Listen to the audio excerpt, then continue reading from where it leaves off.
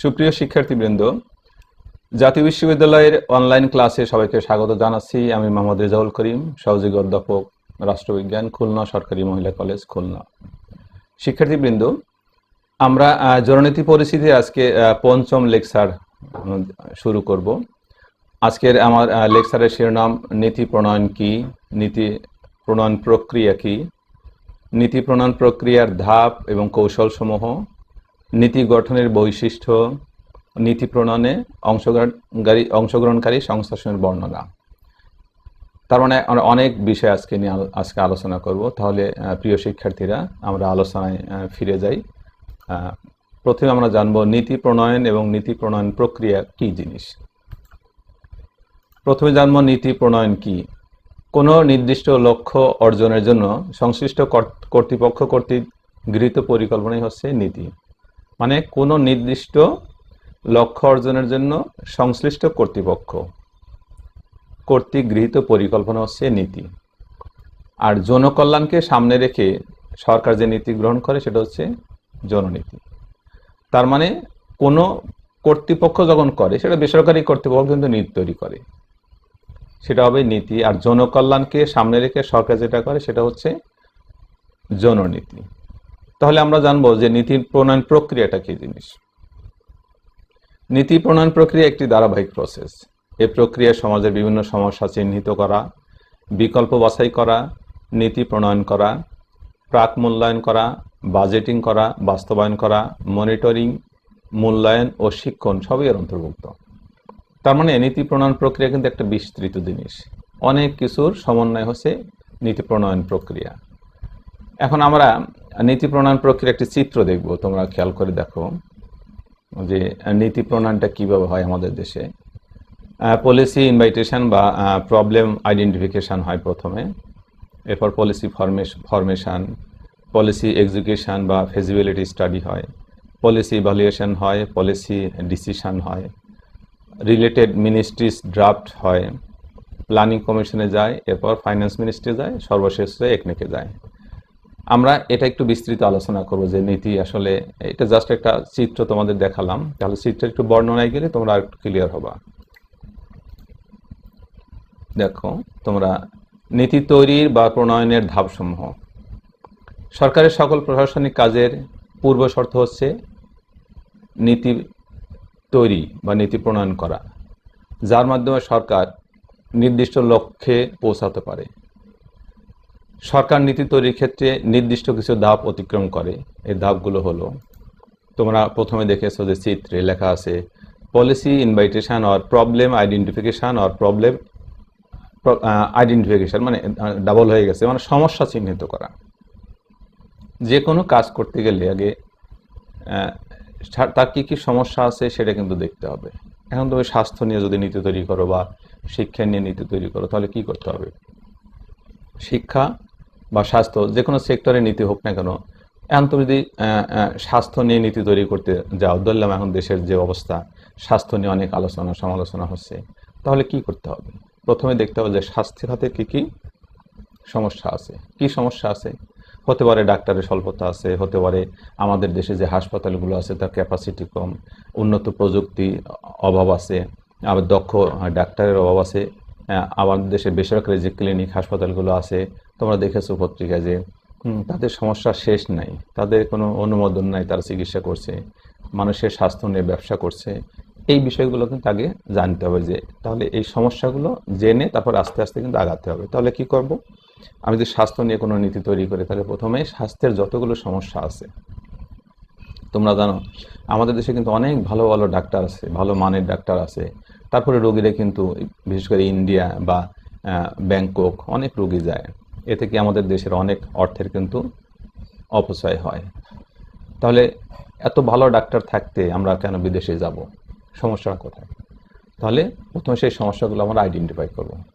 2 নম্বরে দেখো লেখা আছে পলিসি ফরমেশন বা নীতি প্রণয়ন বা তৈরি করা। এই প্রক্রিয়ার মাধ্যমে জনগণের চাহিদা নীতি আকারে প্রকাশিত হয়, কিন্তু তার আগে সঠিকভাবে নির্ণয় করতে হয় কোন চাহিদা নীতি প্রবর্তিত হবে।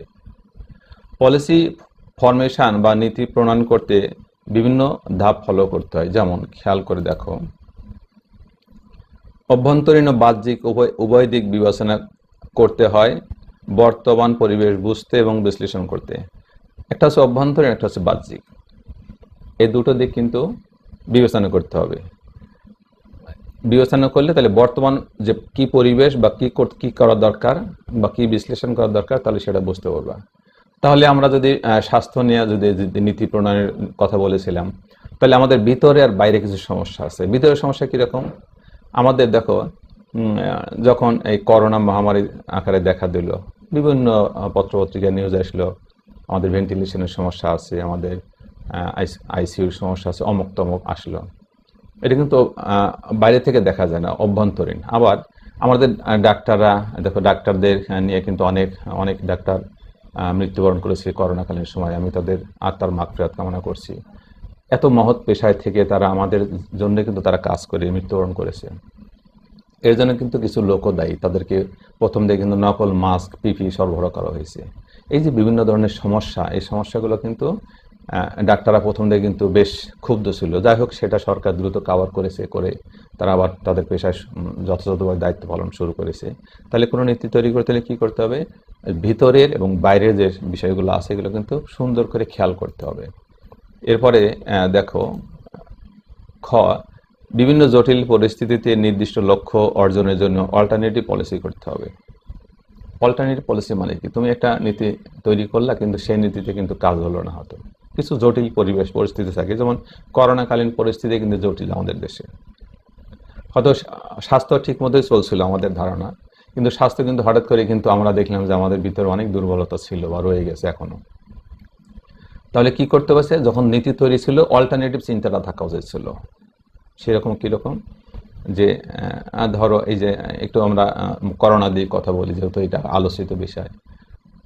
চীনে যখন করোনা রোগী প্রথম শনাক্ত হলো, তখন চীন প্রথমত এটা সারা বিশ্ব উচ্চতারে লুকিয়েছে হেনতন। যাই হোক, আমাদের আরও সতর্ক হওয়া উচিত ছিল, আমরা হইনি। তাহলে এই জটিল পরিস্থিতি কিন্তু আমরা বিকল্প চিন্তা করতে পারতাম। এগুলো বিকল্প কীরকম? এই মাস্ক পরা, পিপি পরা, এগুলো তো আমাদের মাথায় কখনো আসেনি, এসছে এই করোনাকালীন এই পরিস্থিতি। তাহলে এইগুলো ব্যবস্থা করতে হতো। মানে বিকল্প যে কোনো জিনিস করলে একটা বিকল্প পথ থাকে। তোমরা দেখো, যখন মহাসড়কের কাছে বিকল্প রোড থাকে, মানে বাইপাস সড়ক বলে যেটা, কারণ কি? এই বাইপাস দিয়ে মহাসড়কে উঠতে হয়। এই জন্য কোনো নীতি তৈরি করতে একটা জটিল পরিস্থিতি হলে সেটা কিন্তু একটা বিকল্প নীতি থাকতে হয়। সকল অল্টারনেটিভ পলিসিকে ভালোভাবে পরীক্ষা পর্যবেক্ষণ করতে হয়। যখন বিকল্প কোনো নীতি তৈরি করবা, তখন কিন্তু সেটাকে কিন্তু পরীক্ষা করতে হবে, পর্যবেক্ষণও করতে হবে। সঠিক পর্যবেক্ষণ পরীক্ষা না করলে কিন্তু কোনো পলিসি সঠিক হবে না। এরপরে বিভিন্ন অল্টারনেটিভ পলিসির ফলাফল বিস্তারিত ব্যাখ্যা করতে হবে। যে ওই যে অল্টারনেটিভ মানে বিকল্প যে নীতি তোমরা করেছো, সেটা কিন্তু বিস্তারিত ব্যাখ্যা সেখানে থাকতে হবে। এরপর ভ্যালুস অ্যান্ড নর্মস, এর ক্ষেত্রে কী ধরনের প্রভাব পড়বে এবং অল্টারনেটিভস এবং এর ফলাফলগুলো ব্যাখ্যা করতে হবে। আমাদের জানো, ভ্যালুস এবং নর্মস এই বিষয়গুলো কিন্তু খুব গুরুত্বপূর্ণ। এটা কিন্তু বিভিন্ন কাজের উপর প্রভাব বিস্তার করে। তাহলে এই জিনিসগুলো কিন্তু যখন অল্টারনেটিভ কিছু করবে, তখন কিন্তু এর ফলাফলের ব্যাখ্যাটা থাকতে হবে। এরপর 3 নম্বরে দেখা আছে পলিসি এক্সিকিউশন বা কার্যকর করা, আর ফিজিবিলিটি স্টাডি বা সম্ভাব্যতা যাচাই। এটা কিন্তু 3 নম্বর ধাপ। তোমরা যখন চিত্রটা খেয়াল করেছো যে প্রথমে আমরা সমস্যা চিহ্নিত করলাম, তারপর তৈরি করলাম, তারপর কার্যকর করব। আমরা কার্যকর করবো কীভাবে? এখানে লেখা দেখা আছে পলিসি এক্সিকিউশন, কার্যকর করলাম। আবার লেখা আছে ফিজিবিলিটি স্টাডি, সম্ভাব্যতা যাচাই। অনেক কিছু যাচাই করে কিন্তু এটা কার্যকর করো। হঠাৎ করে কিন্তু কার্যকর করা যাবে না। কিন্তু অনেক বিস্তারিত অ্যানালাইসিস করতে হবে, বিশ্লেষণ করতে হবে, অনেক ধরনের ক্রাইটেরিয়া ফলো করেই কিন্তু একটা নীতিকে এক্সিকিউশনে পাঠাতে হয়। তারপরে দেখো আছে পলিসি ইভ্যালুয়েশন, মূল্যায়ন করতে হবে। আমি একটা কাজ করলাম, পলিসি তৈরি করলাম, হয়ে গেল তা না, কিন্তু এর মূল্যায়নটা কি, মানে এটা সমাজে কি প্রভাব পড়বে, ইতিবাচক দিকগুলো কি, নেতিবাচক দিকগুলো কি, এর বিস্তারিত কিন্তু হিসাব কিতাব করে মূল্যায়ন করে কিন্তু নীতি প্রণয়ন করতে হয়। এখন দেখো, এই তোমরা যখন গ্রাফটা দেখেছো যে ইভ্যালুয়েশনের পরে আবার ব্যাক করেছে, তোমরা একটা জিনিস খেয়াল করো, এটা হচ্ছে ইভ্যালুয়েশনের পরে আবার প্রথমে চলে গেছে। কেন চলে গেছে প্রথমে? ফাইলটা উপরে গেছে এই জন্য যে আমি যে সমস্যাগুলো চিহ্নিত করেছিলাম, যেভাবে পলিসি তৈরি করেছিলাম, যেভাবে কার্যকর করেছি, যেভাবে মূল্যায়ন করেছি, সেটা কোনো ত্রুটি আছে কিনা। যদি ত্রুটি থেকে থাকে সেটা সমাধান হবে, আর যদি ত্রুটি থেকে না থাকে তাহলে আমরা পঞ্চম ধাপে যাব। পলিসি ডিসিশন বা নীতিগত সিদ্ধান্ত। সরকার কিন্তু কোনো কাজ কোনো নীতি তৈরি করে যখন আগে একটা নীতিগত সিদ্ধান্ত নেয় যে হ্যাঁ আমরা এটা করব। 4টে ক্রাইটেরিয়া মেনটেন করার পরে 5ম ক্রাইটেরিয়া এসে দেখা গেল যে হ্যাঁ এটা সরকার নীতিগত সিদ্ধান্ত নিচ্ছে যে আমরা স্বাস্থ্য নিয়ে এই বিষয়ের উপর বা শিক্ষা নিয়ে আমরা একটা নীতি তৈরি করব। ঠিক আছে, নীতি তৈরি করলো, তাহলে কি করবে? নীতি তৈরি করার পরে সিদ্ধান্ত নিল সরকার। এরপর দেখো 6 নম্বরে রিলেটেড মিনিস্ট্রিজ ড্রাফট বা সংশ্লিষ্ট মন্ত্রণালয়ের খসড়া। এখন যে নীতি তৈরি করে তার কিন্তু আইনগত দিক থাকে। তখন কোথায় যাবে এটা? যে মিনিস্ট্রিতে ধর যদি স্বাস্থ্য নিয়ে হয় স্বাস্থ্য মন্ত্রণালয়, অর্থ নিয়ে যদি কোনো নীতিমালা তৈরি হয় অর্থ মন্ত্রণালয়, শিক্ষা নিয়ে কোনো নীতিমালা তৈরি হলে শিক্ষা মন্ত্রণালয়, এখানেও সেই মন্ত্রণালয়ে যাবে এই খসড়াটা। এখানে গিয়ে তারা আবার এর অনেক কিছু বিশ্লেষণ করবে, এর সুবিধা অসুবিধা তারা আরেকটা দেখে পরবর্তী ধাপে যাবে। এরপর সেই খসড়াটা চলে যাবে প্ল্যানিং কমিশনে।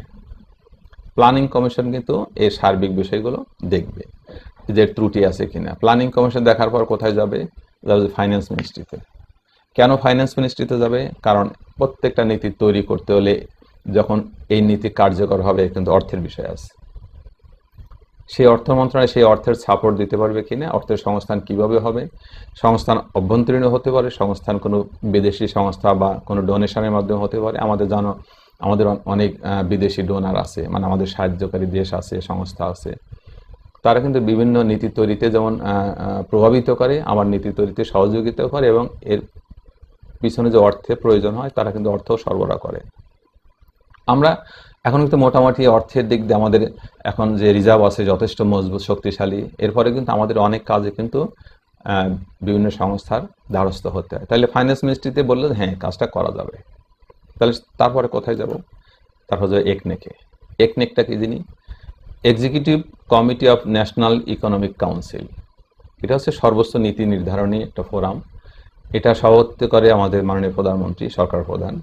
ওনার সভাপতিত্বে এখানে একনেকে যে সিদ্ধান্ত হবে এটা হওয়ার পরই কিন্তু সেটা কার্যকর শুরু হবে। যদি একনেকে এটা পাশ হয়, মানে মাননীয় প্রধানমন্ত্রী যদি সম্মতি দেন, মানে সরকার প্রধান উনি যদি সম্মতি দেন তাহলে সেই নীতিটা কিন্তু কার্যকর হবে এবং সেটা প্রয়োগ শুরু হবে কোথা থেকে? মাঠ প্রশাসনে চলে যাবে। তাহলে আমরা দেখলাম যে নীতি কি, নীতি প্রণয়ন কি, কিভাবে নীতি আমাদের দেশে প্রণীত হয়। তার মানে আমাদের এই একটা ধাপ করে করে সর্বশেষ একনেকে পাশ হওয়ার পরেই কিন্তু আমার নীতিটা কার্যকর শুরু হয়ে যায়। তাহলে আমরা এরপরে আরেকটা স্লাইডে যাই। লেখা আছে নীতি গঠন ও বাস্তবায়ন প্রক্রিয়ার কৌশল। যখন নীতি গঠন করা হয় বা বাস্তবায়ন করা হয় তার কিন্তু কিছু কৌশল থাকে। নীতি তৈরি করে ছেড়ে দিলাম আর কার্যকর হয়ে গেল, বিষয়টা এরকম না। কিন্তু এই বাস্তবায়নে কিন্তু বেশ একটা নীতি তৈরি করা এবং বাস্তবায়ন করা এই কিন্তু অনেকগুলো কৌশলের প্রয়োজন হয়। তাহলে সেটা কি জিনিস? বাংলাদেশের মতো তৃতীয় বিশ্বের দেশগুলো নীতি প্রণয়ন ও বাস্তবায়ন প্রক্রিয়ায় নানাবিধ সমস্যার সম্মুখীন হয়। এসব দেশ দাতা গোষ্ঠী ও বিভিন্ন বৈশ্বিক আর্থিক প্রতিষ্ঠানের পরামর্শ অনুযায়ী আর্থিক নীতিসহ বিভিন্ন নীতি গঠন করে থাকে। যদিও সেসব নীতি বাস্তবায়নের মতো প্রাতিষ্ঠানিক কাঠামো ও লোকবল এসব দেশে যথেষ্ট অভাব রয়েছে। দাতা গোষ্ঠীর চাপ ও অভ্যন্তরীণ বিভিন্ন মহলের চাপের মুখে সরকার নানামুখী জনকল্যাণমুখী নীতি প্রণয়ন করে থাকে। কি করে? জনকল্যাণমুখী। সরকার ইচ্ছে করলে কিন্তু অনেক কিছু করতে পারে না, এরপর অনেক চাপ আছে, দেশি বিদেশি বিভিন্ন সংস্থা, আর্থিক সংস্থা, তারা কিন্তু চাইবে তুমি এমন নীতি করবা না যে নীতিতে জনকল্যাণ হবে না। তার মানে জনকল্যাণমুখী নীতি করতে হলে কিন্তু সরকারকে অনেক চিন্তা ভাবনা করে অনেক কিছু সমষ্টি কিন্তু জনকল্যাণ, নাহলে কিন্তু বাইরের কোনো সংস্থা বা বিশ্বের বিভিন্ন দেশ এটা কিন্তু সাপোর্ট করবে না। তাহলে সম্প্রতি বিভিন্ন গবেষণার মাধ্যমে বিদ্যমান নীতি প্রণয়নের সমস্যা থেকে উত্তরণের বিভিন্ন কৌশলের উদ্যোগ ঘটেছে, যার মাধ্যমে উন্নয়নশীল দেশের উন্নয়ন ও নীতি বাস্তবায়ন ত্বরান্বিত হচ্ছে। নীতি গঠন ও বাস্তবায়নের জন্য প্রাতিষ্ঠানিক ভিত্তি হিসেবে কিছু মানসম্মত কৌশল উদ্ভাবন করা হয়েছে, যা আমরা নিচে আলোচনা করব। তার মানে কি, যে মানে একটা নীতি গঠন ও বাস্তবায়ন করতে হলে যে কিছু টেকনিক বা কৌশল লাগে, সেই কৌশল কিন্তু হঠাৎ করে হয় নাই। এই কৌশলগুলো কিন্তু অনেক কিছু চিন্তা ভাবনা করে গবেষণা করে কিন্তু এই কৌশলগুলো স্থির করা হয়েছে। তার মানে সেই কৌশলগুলো কি? এক নম্বর দেখো, সংসদ ও তার কমিটির সমেত ভূমিকা বৃদ্ধি। তাহলে একটা কি করে সংসদ? তোমরা জানো সংসদীয় কমিটি থাকে, প্রত্যেক প্রত্যেক মানে মন্ত্রণালয় সচিব, প্রত্যেক মন্ত্রণালয়ের কিন্তু একটা মানে সংসদীয় কমিটি থাকে। অর্থ মন্ত্রণালয় বলো, শিক্ষা মন্ত্রণালয় বলো, স্বাস্থ্য মন্ত্রণালয় বলো, যাই বলো না কেন, এটা কিন্তু মন্ত্রী থাকে, আবার এটা একটা কমিটি থাকে। তাহলে সংসদ আর তার কমিটি, মানে সংসদ আর সংসদের যে কমিটিগুলো আছে, এদের কিন্তু ভূমিকা বৃদ্ধি করতে হবে, এদেরকে আরো সচেতন হতে হবে, সতর্ক হতে হবে, তাদেরকে জানতে হবে, এর সুবিধা অসুবিধা বুঝতে হবে। এটা একটা টেকনিক যে এরা যদি সতর্ক হয়, এরা যদি এই বিষয়গুলো খুব ভালো মতো অ্যানালাইসিস করে পাশ করার উপযুক্ত মনে করে, তাহলে কিন্তু কৌশলগুলো সঠিকভাবে কাজ করবে। মন্ত্রণালয়ের অভ্যন্তরীণ সক্ষমতা পুনর্গঠন ও বৃদ্ধি করা। তোমরা জানো যে আমাদের দেশে যখন বাজেট হয়, বিভিন্ন মিনিস্ট্রি বাজেট তাদের চাহিদাপত্র দেয়, কোন মিনিস্ট্রি কী সব প্রকল্প হাতে নিয়েছে, কি পরিমাণ টাকা লাগে। অনেক মিনিস্ট্রি আছে যে সেই টাকা সঠিক সময় কিন্তু খরচ করতে পারে না, অর্থবর্ষ চলে যায়, টাকা পড়ে থাকে। এটা কিন্তু সেই মিনিস্ট্রি কিন্তু একটা ব্যর্থতা। এটা কেন হয়? এটা হয় তাদের অভ্যন্তরীণ সক্ষমতার ঘাটতি আছে। মানে যে লোকগুলো যেখানে দক্ষ সেখানে হয়তো নাই, অথবা যারা ওখানে আছে তারা এই বিষয়টা সম্পর্কে খুব বেশি ভালো ধারণা রাখে না। সোজা কথা, এখানে দক্ষতার ঘাটতি রয়ে গেছে। যদি দক্ষতার ঘাটতি থাকে, কি করতে হবে? পুনর্গঠন করতে হবে, ওখানে দক্ষ লোককে বসাতে হবে, তাহলে কিন্তু নীতি বাস্তবায়ন সহজ হবে। দেখো, বিশ্ববিদ্যালয়গুলো ও নীতি প্রণেতা ও চিন্তাবিদদের মধ্যে প্রাতিষ্ঠানিক সম্পর্ক স্থাপন করতে হবে। বিশ্ববিদ্যালয়ে কিন্তু নীতি প্রণয়নে গবেষণা হয়, নীতি প্রণেতা যারা তারা গবেষণা করে, আর চিন্তাবিদ আছে, আমাদের দেশে অনেক ধরনের চিন্তাবিদ আছেন, এদের মধ্যে একটা সম্পর্ক স্থাপন করতে হবে, প্রাতিষ্ঠানিক সম্পর্ক। তাহলে এই যদি এই নীতি নির্ধারণের সাথে যারা জড়িত তাদের মধ্যে একটা সুসম্পর্ক থাকে, তাহলে কিন্তু সরকারের বিভিন্ন সমস্যা সরকারের বুঝতে যেমন সমস্যা হবে, সেটাকে ওভারকাম করতেও তাড়াতাড়ি সফল হবে। 4, সুশীল সমাজের ভূমিকাকে স্বীকৃতি এবং সমন্বিতকরণ। আমাদের দেশে কিন্তু সুশীল সমাজ কিন্তু বেশ গুরুত্বপূর্ণ ভূমিকা পালন করে। বাংলাদেশে নীতি প্রণয়ন ও বাস্তবায়ন বিষয়ে তর্ক বিতর্কের জন্য সুশীল সমাজ নতুন শক্তি হিসেবে আবির্ভূত হয়েছে। গণতন্ত্রের আরও অনেক শক্তির সময়ের মতো সুশীল সমাজ বাংলাদেশে নীতি প্রণয়নে গুরুত্বপূর্ণ ভূমিকা পালন শুরু করেছে। প্রকৃতপক্ষে পারিপার্শ্বিক অবস্থা ও নীতি চাহিদার প্রকৃতির উপর সুশীল সমাজের ভূমিকা নির্ভর করে। বাংলাদেশের সুশীল সমাজকে যে ক্ষেত্রে অন্তর্ভুক্ত করা হয় তার একটি সংক্ষিপ্ত বিবরণ আমরা আলোচনা করব। জনমতকে ত্বরান্বিতকরণ ও নীতি সমর্থন। জনমতকে ত্বরান্বিতকরণ, নীতি সমর্থন মানে কি? খেয়াল করো, সুশীল সমাজ, তোমরা টক শো দেখো, রাতে টক শো হয়, দেখবে যে এখানে কিন্তু অনেক কিছু শেখার আছে। দেশের অনেক সমস্যা তারা সরকারকে দেখিয়ে দেয়, সমাধানের পথ তারা বাতলিয়ে দেয়, জনগণ উদ্বুদ্ধ হয় কিন্তু এই বিষয়গুলো। তারা কিন্তু রাজনীতি করে না। তোমরা দেখো আমাদের দেশে এমন অবস্থা হয়ে গেছে, রাজনীতিবিদরা ভালো কথা বললেও মানুষ মনে করে ও ঠিক বলে না, কিন্তু তারা কিন্তু ঠিক কথা বলে। অনেক হয়তো সময় ঠিক বলে না, কিন্তু বেশিরভাগ সময় কিন্তু তারা ভালো কথা বলে, ঠিক কথা বলে। কিন্তু দেখো যে পলিটিক্যাল লোক যখন কোনো টক শোতে থাকে, মানুষ কিন্তু আগ্রহ সহকারে শোনে না। কারণ কি? ওই যে একটা নেতিবাচক, যে এরা দলের কথা বলবে শুধু। কিন্তু সুশীল সমাজ, যখন আমাদের দেশে নিরপেক্ষ যে ব্যক্তিগুলো আছে, বুদ্ধিজীবীরা, তারা যখন কোনো কিছু বলে বা করে, জনগণ কিন্তু সেটাকে মেনে চলে। এরপরে চাহিদার উৎস হিসেবে কাজ করে। চাহিদার উৎস মানে চাহিদা তৈরির প্রাথমিক পর্যায়ে যে উৎসটা কি করতে হবে, কোথা থেকে এই জিনিসটা আসবে, এটা কিন্তু বুদ্ধিজীবীরা এই কাজগুলো করে। তারপর নীতি গঠন প্রক্রিয়া সক্রিয় অংশগ্রহণ। যদি আমরা সুশীল সমাজকে নীতি গঠন প্রক্রিয়ার সাথে অন্তর্ভুক্ত করি, তাহলে কিন্তু নীতিটা সঠিকভাবে বাস্তবায়ন করা সহজ হবে। এরপর মক্কেল ও সরকারের মধ্যে সেতু বন্ধন। মক্কেল কি? এটা একটু মানে আইনি প্রক্রিয়া। মনে হচ্ছে যে উকিলদের সাধারণত এটা মক্কেল বলে। মক্কেল মানে জনগণ, আসলে এটা হচ্ছে মক্কেল মানে সেবা গ্রহীতা যারা। সোজা কথা, সরকার আর জনগণ, আমরা একে নির্বাচক মণ্ডলী বলতে পারি, মক্কেল। এদের মধ্যে যদি সুসম্পর্ক থাকে বা যারা গ্রহীতা, এই নীতি যাদের জন্য করা হয়েছে সেই ব্যক্তিগুলো হচ্ছে এখানে মক্কেল। তাহলে তাদের মধ্যে যেটা সেতুবন্ধন তৈরি হয়, মিলন হয়। সেতুবন্ধন মানে কি? এই পার থেকেও, মাঝখানে একটা নদী আছে, এপার রাস্তা ওপার রাস্তা, মাঝখানে যদি নদী সেতু না থাকে তাহলে ওপার কিন্তু যাওয়া যাবে না। তাহলে কি করতে হবে? তাহলে কিন্তু ওই নদীতে একটা সেতু দিতে হবে। সেই সেতু হচ্ছে ভোক্তা, জনগণ। এরা যখন সরকারকে সহযোগিতা করে, তাহলে কিন্তু সব সমস্যার সমাধান দ্রুত হয়।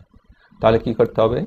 যে সরকার আর মক্কেলদের মধ্যে সেতুবন্ধন তৈরি করতে হবে। এই সেতুবন্ধন তৈরি করতে পারলে কিন্তু নীতি গঠন যেমন সহজ হবে, বাস্তবায়ন প্রক্রিয়া সহজ হবে। এরপর সংবাদ মাধ্যমে সরকারকে চাপে রাখা। আমাদের দেশের পেপার পত্রিকা দিকে সরকার প্রচুর সমালোচনা করে। তুমি দেখবে কোনো একটা এলাকার কোনো একটা সমস্যা পত্রিকা আসার সাথে সাথে সমাধান হয়ে যায়। কারণ কি? কারণ সরকার সংবাদ মাধ্যমকে মেনে চলে বা মনে করে এটা সঠিক তথ্য দিয়েছে, এটা কাজটা করি। সংবাদ মাধ্যম কিন্তু দর্পণের মতো, মানে আয়না। এখানে যদি আমাদের দেশে বেশিরভাগ সংবাদ মাধ্যমে কিন্তু নিরপেক্ষ বস্তুনিষ্ঠ সংবাদ প্রচার করে, শুধু রাজনৈতিক সংবাদ বাদে। রাজনৈতিক সংবাদ তোমরা জানো যে যখন আমাদের দেশের রাজনৈতিক দলগুলো কথা বলে তখন কিন্তু একপেশে কথাই বলে, নিরপেক্ষ কথাও বলে কিন্তু একপেশে কথা তারা বলে। কিন্তু সংবাদ মাধ্যম কিন্তু কিছু সংবাদপত্র বাদে বেশিরভাগ সংবাদ মাধ্যম কিন্তু নিরপেক্ষভাবেই তাদের ভূমিকা পালন করে। এরপর জননীতি গঠনে গণমুখী আন্দোলনকে সমর্থন করা। গণমুখী মানে জনগণ যে আন্দোলন করে, এটা কিন্তু পলিটিক্যাল আন্দোলন না। মানে জনগণ যে বিষয়গুলো চায়, সরকারের কাছে দাবি উত্থাপন করে। তোমাদের একটা জিনিস বলি, জনগণ সরকারের কাছে অনেক দাবি করে, কিন্তু সব দাবি কিন্তু সরকারের পক্ষে পূরণ করা সম্ভব হয় না, কারণ আমরা তো আসলে ওই পর্যায়ের উন্নত দেশ না। তখন সরকার কি করে, যেটা গুরুত্বপূর্ণ সমস্যা সেটা কিন্তু লিখে রাখে, বলছে এজেন্ডা, পাবলিক এজেন্ডা লিখে সেগুলো কিন্তু আস্তে আস্তে নীতির মধ্যে ঢুকিয়ে দেয়, আস্তে আস্তে বাস্তবায়ন করে। তাহলে এই বিষয়গুলো যদি কোনো সমাজের কোনো গুরুত্বপূর্ণ সমস্যা নিয়ে যখন গণমুখী আন্দোলন হয়, তখন কিন্তু জননীতি গঠনে এই বিষয়গুলো কিন্তু একটা কৌশল। এই কৌশলে কিন্তু ওই সমাজের যে জনপ্রতিনিধি বলো বা সুশীল সমাজের প্রতিনিধি বলো বা বুদ্ধিজীবী বলো, তারা কিন্তু সমাজের অনেক সমস্যা নিয়ে মানুষের সাথে কথা বলে, টক শোতে আলোচনা করে, বিভিন্ন জায়গায় সভা সমাবেশ করে এবং জনগণকে সম্পৃক্ত করে কিন্তু তারা রাস্তায়ও নামে। তাহলে এটা কিন্তু এক ধরনের কৌশল। এরপর দাতা গোষ্ঠীর সাথে লবিং করা। তোমরা জানো যে নীতি গঠন বা বাস্তবায়ন, এটা সব কিছুর সাথে অর্থের একটা বিষয় আছে, আর অর্থ চাইলে যে দেবে তা কিন্তু না। কারণ এটা দাতা গোষ্ঠীর সাথে একটা সুসম্পর্ক না থাকলে কিন্তু তোমাকে অর্থ দেবে না। তোমরা দেখেছো যে আমাদের পদ্মা সেতু করতে গিয়ে কিন্তু যারা এর সহযোগী ছিল তারা কিন্তু প্রত্যাহার করলো যে আমরা টাকা দেবো না। কিন্তু দেখো আমাদের দেশে আমাদের মাননীয় প্রধানমন্ত্রী সদিচ্ছা তার সাহসী পদক্ষেপে কিন্তু সেতু প্রায় শেষের পথে। তার মানে কি, দাতা গোষ্ঠীর সাথে আমাদের ওই সময় লবিং এর সমস্যা হতে পারে, আর তারা যে অভিযোগটা দিয়েছিল সেই অভিযোগটা সঠিক ছিল না বিদায় কিন্তু আমাদের মাননীয় প্রধানমন্ত্রী এটা চ্যালেঞ্জ হিসেবে নিয়েছে। তারপরে অনেক উন্নয়নমূলক কাজে কিন্তু আমাদেরকে দাতা গোষ্ঠীর সাথে সহযোগিতা নিতে হয়। আমাদের বাজেট বাস্তবায়ন করতে দাতা গোষ্ঠীর সহযোগিতা লাগে, কারণ আমরা কিন্তু আর্থিক দিক থেকে ওই রকম স্বয়ংসম্পূর্ণ দেশ হতে পারিনি। সেই কারণে তাদের সাথে লবিং থাকলে তাহলে কিন্তু কাজগুলো করতে সহজ হয়। এরপর সরকার ও মক্কেলের মধ্যে মধ্যস্থতাকারী হিসাবে, সরকার আর মক্কেলের মধ্যে কিন্তু এই যে সুশীল সমাজ কিন্তু একটা মধ্যস্থতাকারী হিসেবে কাজ করে। এটা তোমরা আগে একটু আলোচনা করেছি যে তারা একটা মধ্যস্থতাকারী, মানে নিরপেক্ষ থেকে তারা একটা সম্পর্ক স্থাপন করে দেয়। এরপর নীতি বিশ্লেষণ ও গবেষণা পরিচালনা, তারা কিন্তু নীতিকে বিশ্লেষণ করে আর গবেষণাও করে এই সুশীল সমাজ।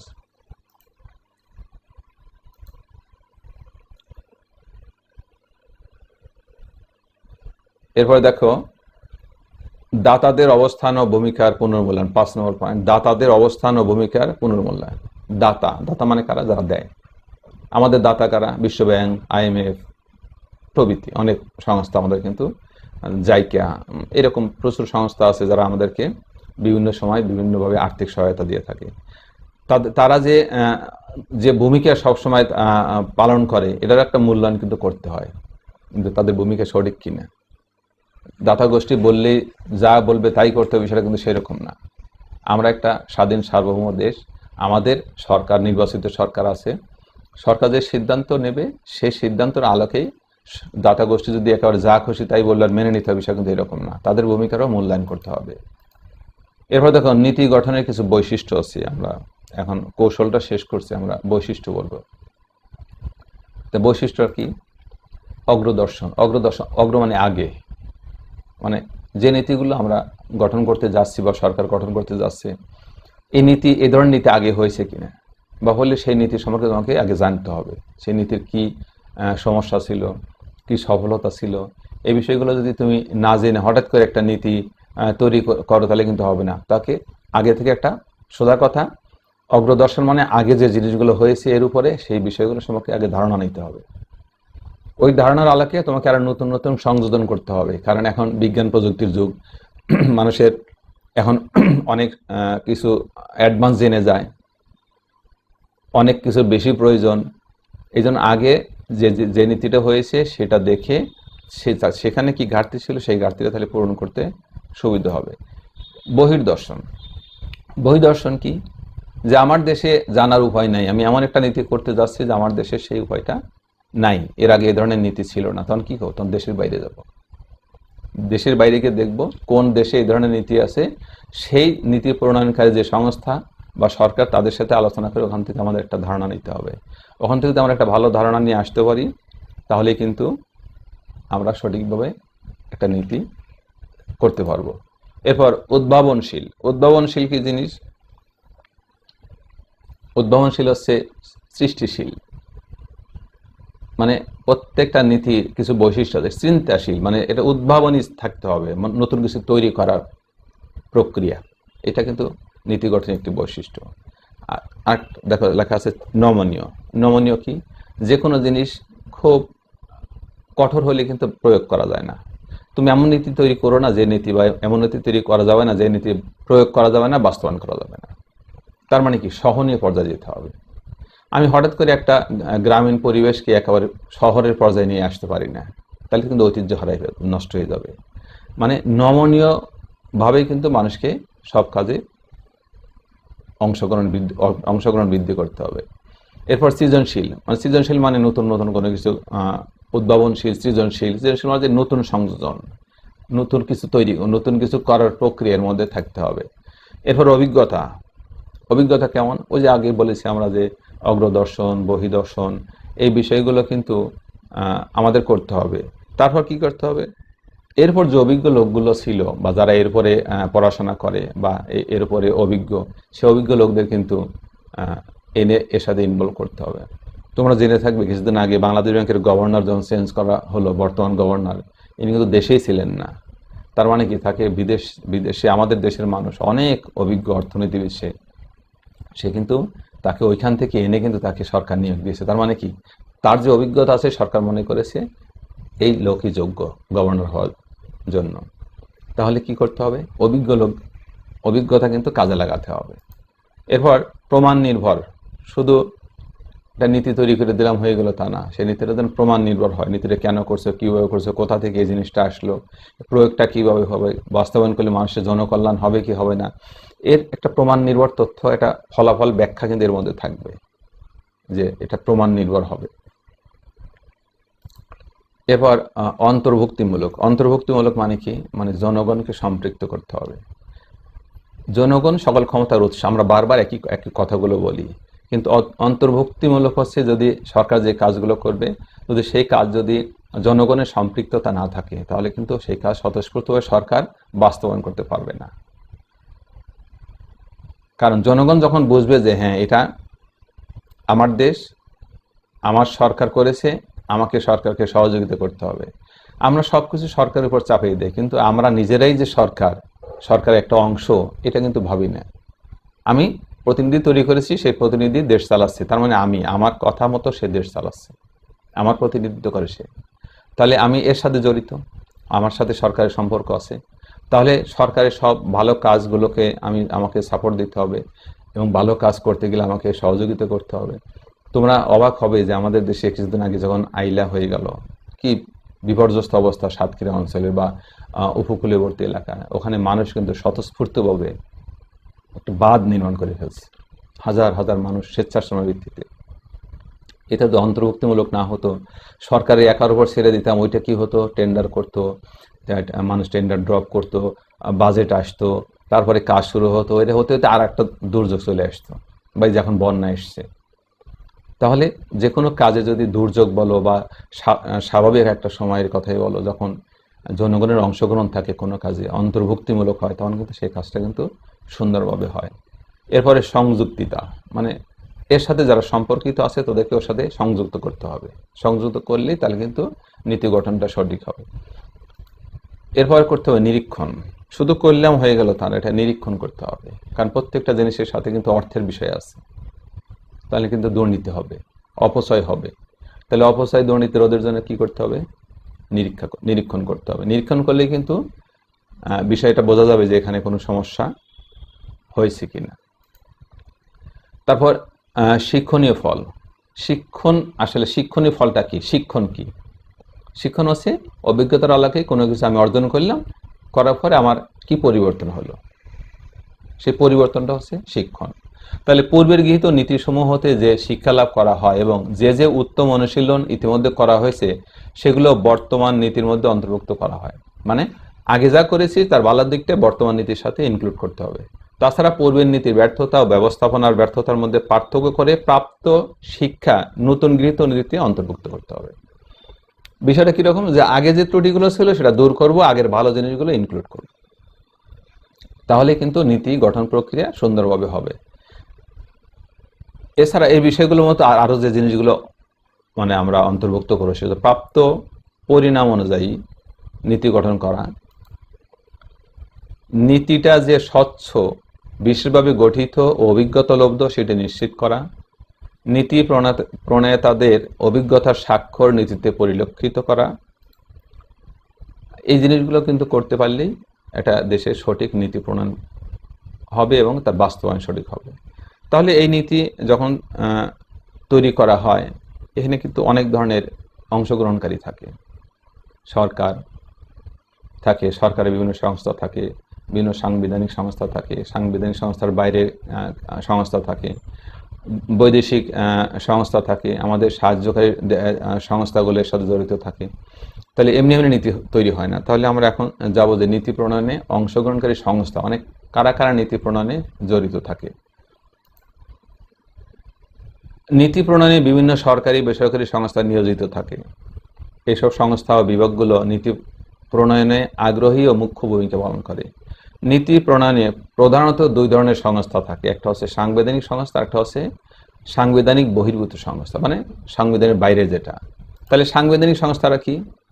সংবিধান অনুসারে যে সকল সংস্থা প্রতিষ্ঠিত বা গঠিত এবং সংবিধানের নিয়ম নীতি অনুসারে পরিচালিত হয় তাকে সাংবিধানিক সংস্থা বলে। তাহলে এই সাংবিধানিক সংস্থা হচ্ছে সংবিধানের আলোকে গঠিত এবং সংবিধানের নিয়ম কানুন মেনে যারা কাজ করে। তাহলে আমরা এরকম কিছু সাংবিধানিক সংস্থা দেখি, যে কোন সংস্থাগুলো, যেমন জাতীয় সংসদ। জাতীয় সংসদ কি করে? কোন একটা নীতি তৈরি করতে গেলে প্রথমে এর উপর বিস্তৃত আলোচনা করে।